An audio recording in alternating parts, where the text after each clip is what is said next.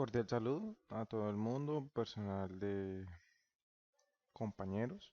Mi nombre es Cristian Fabián Quintero Rueda. Actualmente soy estudiante de la licenciatura en inglés como lengua extranjera.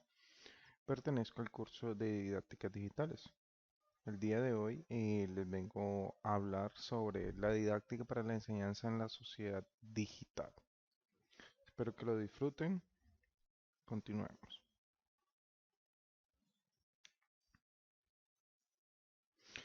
Bueno, partamos de la premisa de que a qué nos referimos con enseñanza en la sociedad digital. Hay que tener en cuenta en primera instancia qué es la sociedad digital. La sociedad digital se entiende como el desarrollo que ha venido teniendo el mismo ser humano en cuanto a su evolución y en búsqueda de su origen propio. Cuando hablamos de sociedad digital nos referimos a un grupo de personas y la palabra digital significa competencias digitales o avances tecnológicos. Entonces, relacionando estos dos términos, la sociedad ha venido transformándose y evolucionando en la solución de sus propios problemas. Esto tiene que ver mucho con la implementación de las tecnologías de la comunicación y la información conocidas como las TICs. Teniendo claro este concepto, ahora vamos a hablar sobre qué es un proceso de enseñanza en esta nueva sociedad digital. Hay que tener muy claro y es bien importante aspectos que determinan este proceso de enseñanza y aprendizaje en entornos digitales. Hay varios roles. Está el conocido como el docente, donde está también el de estudiante, figura el concepto de educación y el concepto de sociedad. Esta figura que están viendo en estos momentos nos indica que hay una interacción no lineal y constante entre todos los roles de este proceso académico. Es decir, no era como eh, las antiguas metodologías en las cuales eran lineales, donde el docente era el centro del conocimiento, el estudiante simplemente era un estilo de recipiente que recibía conceptualizaciones y finalmente no se evidenciaba un aprendizaje significativo.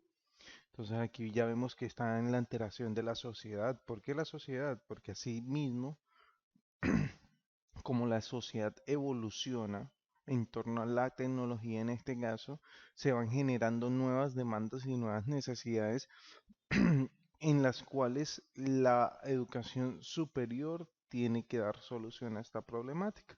Es ahí donde aparece el índole de educación, ¿sí? Ahora bien, ¿qué es la tecnología educativa? La tecnología educativa se entendía como las herramientas, según Marias 1979, en la cual se define netamente como el diseño, el desarrollo y evaluación de un proceso académico, de un proceso educativo, el cual es necesario que sea llevado y liderado por el docente. Entonces, en la gráfica siguiente se demuestra que entre la educación y la tecnología debe existir una retroalimentación y una interacción constante. ¿Para qué? Dirán ustedes. Pues obviamente al realizar estos procesos se va enfocando el mejoramiento continuo de los procesos académicos en sí. Ahora bien, basado en la premisa que les comenté en la cuestión inicial, el profesor o el docente reclama un rol de liderazgo. ¿Pero qué quiero decir con esto? Quiere decir que el docente debe adquirir unas nuevas habilidades para poder dirigir y orientar al estudiante, ¿sí? Tenemos en cuenta, y hablábamos del material de lectura, hablaba sobre estudiantes millennials. ¿Qué son los estudiantes millennials? Son estudiantes que han nacido y tienen contacto desde su desarrollo en etapas tempranas de su vida con las tecnologías, ¿sí? Hay otro tipo de generaciones, por ejemplo, los que son visitantes de las tecnologías, que son la gran mayoría de los docentes, ¿sí? Hay un gran porcentaje de los docentes los cuales han tenido que adquirir estas nuevas habilidades para liderar los procedimientos, los procesos pedagógicos pues, de que hacen parte de su responsabilidad. Cuando hablamos de habilidades en torno a estas competencias que demandan los docentes, hablamos de habilidades digitales, cuáles las pueden ser las ofimáticas básicas, cómo utilizar herramientas inteligentes básicas, cómo desarrollar este tipo de competencias, por ejemplo, enviar un correo electrónico, la creación de foros, etcétera.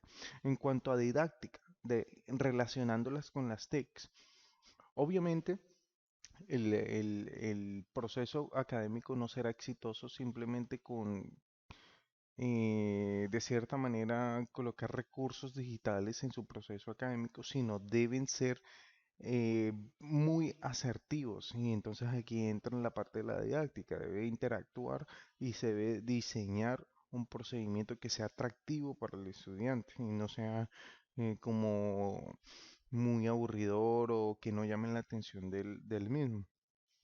En cuanto a formación digital, nos referimos a esa retroalimentación y mejoramiento de las habilidades del docente.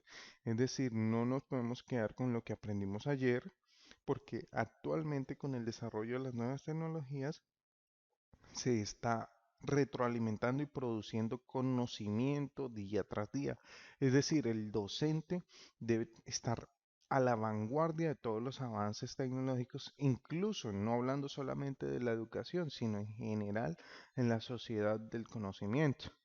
Y finalmente, estrategias. Para mí es muy importante que el docente desarrolle estrategias para estimular el desarrollo cognitivo de los estudiantes y puedan así generar un nuevo conocimiento.